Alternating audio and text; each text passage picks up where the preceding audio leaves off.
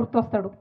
కాబట్టి పాలమూరు రంగారెడ్డిని పక్కకు పెట్టడం వల్ల ఏం జరిగింది? ఇవాళ పాలమూరు రంగారెడ్డిలో డిజైన్ చేసిన దాని ప్రకారం 1,00,000 ఎకరాలు 1,17,000 ఎకరాలు కొడంగల్లో సాగైతుండే, 60,000 ఎకరాలు మన నారాయణపేటలో సాగైతుండే. రేవంత్ రెడ్డి గారు రాగానే ఏం చేసిండ్రు? పాలమూరు రంగారెడ్డిలో కరివెన దగ్గర నుంచి ఉన్నటువంటి ప్రాజెక్టుని ప్యాకేజ్ని మొత్తం తీసి పక్కకు పడేసి కొత్తగా కొడంగల్ లిఫ్ట్ ఇరిగేషన్ స్కీమ్ అని పెట్టిండ్రు ఆయన. దానివల్ల లాభం ఏమైంది? జీవో ఇచ్చినారు ఫిబ్రవరిలో 2024లో, పోయిన సంవత్సరంలో. దాంట్లో ఏం చెప్తారంటే కొడంగల్ నారాయణపేట కలిపి మొత్తం 1,00,000 ఎకరాలకు నీళ్ళు ఇస్తున్నారు. అయ్యా ముఖ్యమంత్రి గారు, మీరు ఒకసారి ఆలోచించాలి. 1,80,000 ఎకరాలకు వచ్చేటటువంటి పథకాన్ని పక్కకు పెట్టి 1,00,000 ఎకరాలు వచ్చేటటువంటి పథకాన్ని ఎందుకు చేపట్టినట్టు? మొదలది. రెండవది, ఈ కొడంగల్ లిఫ్ట్ ఇరిగేషన్ స్కీమ్ ఇప్పుడు ఏదైతే పెట్టినరో, ఎన్లైతే మన కానుకుర్తి భూములు పోతున్నాయో దానికి స్టార్టింగ్ పాయింట్, ఒకవేళ ఇది కట్టే మాటనే అయితే దానికి స్టార్టింగ్ పాయింట్ నిజానికి జూరాలలో తీసుకోవాలి. జూరాలలో తీసుకుంటే ఏమవుతుందంటే సంవత్సరం పొడవుతా జూరాలలో 30 నుండి 40 రోజులు మంచిగా వరద వారుతుంది. అందులోకెళ్ళి నీళ్ళు తీసి చిన్న చిన్న రిజర్వాయర్లు కట్టుకొని వాటిని దాచిపెట్టుకుంటే సంవత్సరం పొడుగుతా మన రైతులకు లాభం అవుతుంది. కానీ ముఖ్యమంత్రి గారు మేమందరం నెత్తి నోరు కొట్టుకొని మొత్తుకున్నా కూడా కరివెన ప్రాజెక్టు తీసి పక్కకు పెట్టి జూరాల నుండి కాకుండా ఈ భీమాలో బూత్పూర్ కాడికెళ్ళి దీనికి లింక్ పెట్టింది. బూత్పూర్ కాడికెళ్ళి లింక్ పెట్టుడుతో ఏమైంది? ఇప్పుడు అసలు ఆ భీమాలోనే చక్కగా నీళ్ళు రావు, నిండా నీళ్ళు రావు, ఇంకా దానికి కొంత పని బాకీ ఉన్నది. ఇప్పుడు ఆ భీమాలకెళ్ళి 4 టీఎంసీలు కొడంగల్ లిఫ్ట్ ఇరిగేషన్ స్కీమ్ తీసుకుంటే మక్తలు కూడా ఎండేటటువంటి పరిస్థితి వస్తుంది. పూర్వంగా మక్తలకు నీళ్లు రావు. ఇప్పుడు ఈయన పెట్టిన దాంట్లో కాలువలు తీయకుండా ఏం చేసిండ్రు?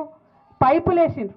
భీమా కాడ నీళ్ళు ఎత్తి పైపుతోని చక్కగా కొడంగల్లో నీళ్ళు పోయాలి. మధ్యలో ఉన్న నారాయణపేట పోతుంది, దామర్గిత పోతుంది, ఊట్కూరు పోతుంది.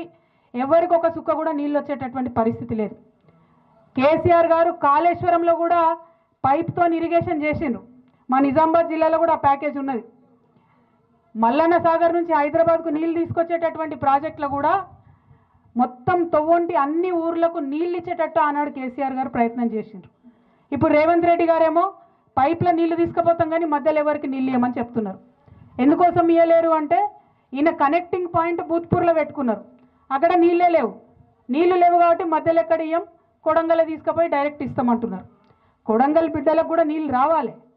కానీ మధ్యలో ఉన్న వాళ్ళందరినీ ఎండబెట్టి మధ్యలో ఉన్న గ్రామాలన్నీ ముంచేసి కేవలం ముఖ్యమంత్రి గారి నియోజకవర్గానికి ఇస్తామంటే అది మాత్రం సరైనటువంటి విషయం కాదు.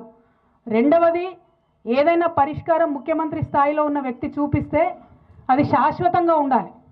మళ్ళీ ఊకూకే రిపేర్ చేసేటట్టు ఉండద్దు. ఇవాళ ఒకవేళ ఈ ప్రాజెక్టు మొత్తం కంప్లీట్ అయితే కూడా మళ్ళా నీటి లభ్యత ఉండదు. భీమాలనే చక్కగా నీళ్ళు లేవు, అందులోకెళ్ళి ఇక్కడ తీసుకునే దాంట్లో నీళ్లు ఉండవు. మరి నీళ్లు రానటువంటి పైపుల కోసం మన ఊరు ముంచడెందుకు అన్నది మొదట మనం ఆలోచన చేసుకోవాలి. రెండవ అంశం, మీ అందరినీ నేను కోరేది, ఎక్కడైనా ప్రాజెక్టులు కట్టినప్పుడు తప్పకుండా కొంతమందికి నష్టం జరుగుతుంది, కొంతమందికి లాభం జరుగుతుంది. కానీ ఈ ప్రాజెక్టు వల్ల మాత్రం మెజారిటీ ప్రజలకు నష్టం జరుగుతుంది తప్పితే లాభం జరుగుతలేదు. ఇలా ఇంకొక ముచ్చట కూడా మీరు దయచేసి గమనించాలి, అందరు పెద్దలు ఉన్నారు. ఈ జీవో వెంకటరెడ్డి అన్న 2024లో ఇచ్చినటువంటి రోజు 1,00,000 ఎకరాలకని జీవో ఇచ్చి దానికి ఉండే కాస్ట్ అంటే ఎంత అవుతుంది అంటే 2,900 కోట్లతో కడతాం ప్రాజెక్ట్ అని చెప్పిండ్రు. అది జీవో ఇచ్చిర్రు బాజాప్తా. ఈ సంవత్సరం నడ లోపల ఒక తట్టెడు మట్టి కూడా ఎక్కడ ఎత్తిపోయలే, ఎక్కడ పని చాలుగాలే, ఎక్కడ ఒక టిప్పర్ వచ్చి ఒక స్పూన్ మట్టి కూడా తీయలే. కానీ ఇవాళ ఆ ప్రాజెక్ట్ కాస్ట్ 4,500 కోట్లు అయిపోయింది ఆల్రెడీ. ఎట్లా పెరుగుతుంది ప్రాజెక్ట్ కాస్ట్? 1,500 కోట్లు. ఎందుకోసం పెరిగింది? ఎవరి కోసం పెరిగింది? ఆ 1,500 కోట్లకి వెళ్ళి మరి మన కానుకూర్తోళ్లకు ఎకరానికి 40 లక్షలు ఇస్తారా? అటువంటి ఆలోచన లేదు. ఆ పెరిగినటువంటి 1,500 కోట్లు పెద్దవాళ్ళ జేబులలో పోతున్నాయి తప్పితే మనకిచ్చే ఆలోచన ముఖ్యమంత్రికి లేదు.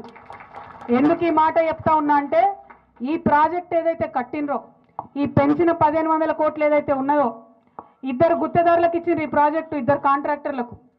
వాళ్ళిద్దరికీ చెంచా మట్టి తీయకున్నా, తట్టెడు మట్టి ఎత్తకున్నా 600 కోట్ల రూపాయలు ముందే అడ్వాన్స్ ఇచ్చేసిరు వాళ్ళకు. అడ్వాన్స్ ఇచ్చి సంవత్సరంన్నర అవుతుంది, పని మాత్రం చాలు చేయలేదు. మరి నేను అడిగేది ఒకటే, ఆ పెద్దవాళ్ళ మీద ప్రేమ ఎందుకు, ఈ పేదవాళ్ళ మీద ప్రేమ ఎందుకు లేదు ముఖ్యమంత్రి గారు?